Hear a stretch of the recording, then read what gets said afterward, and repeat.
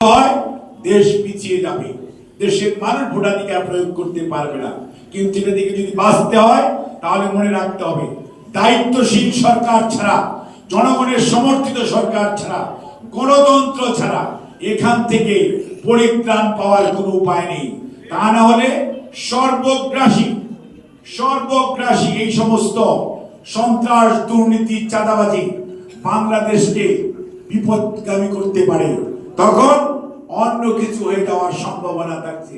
এবং যারা ষড়যন্ত্র করে তারা মনে রাখবেন, তারা জনগণের ক্ষমতায় বিশ্বাস করে না, গণতন্ত্রে বিশ্বাস করে না।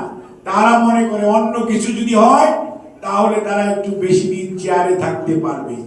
এবং এই ষড়যন্ত্রকারীরাই আজকে সমস্ত কিছুর মূলে আছে, যার জন্য তারা আজকে দেখে বিড়ালের রং দেখে, বিড়াল কালো না সাদা, বিড়াল ইঁদুর ধরে কিনা এটা দেখে না, তারা দেখে কে কোথায় ইনভলভ।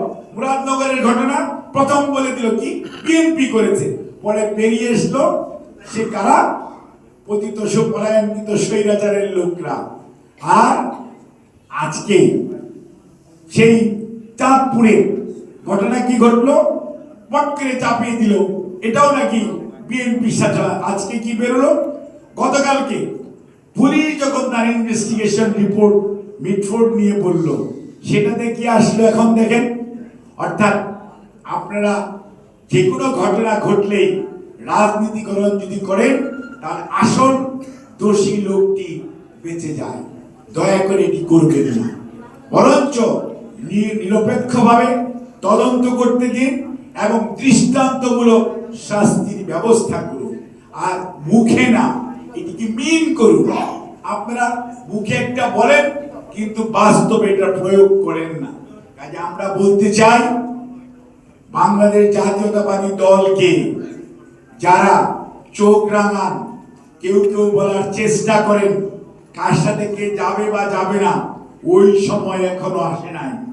যখন সময় আসবে তখন সিদ্ধান্ত নেওয়া যাবে কে কার সাথে যাবে বা যাবে না, কে কাকে নিবে বা নিবে না, সেগুলো আলোচনার বিষয় না। কিন্তু পরিবেশকে ঘোলাটে করে গণতন্ত্রকে সুদূর পরাহত করার অপচেষ্টায় যারা লিপ্ত রয়েছেন তাদেরকে আমরা অত্যন্ত সুস্পষ্ট ভাষায় জানিয়ে দিতে চাই, বাংলাদেশ জাতীয়তাবাদী দলের লক্ষ লক্ষ নয় কোটি কোটি নেতা সমর্থক সারা বাংলাদেশে ছড়িয়ে আছে।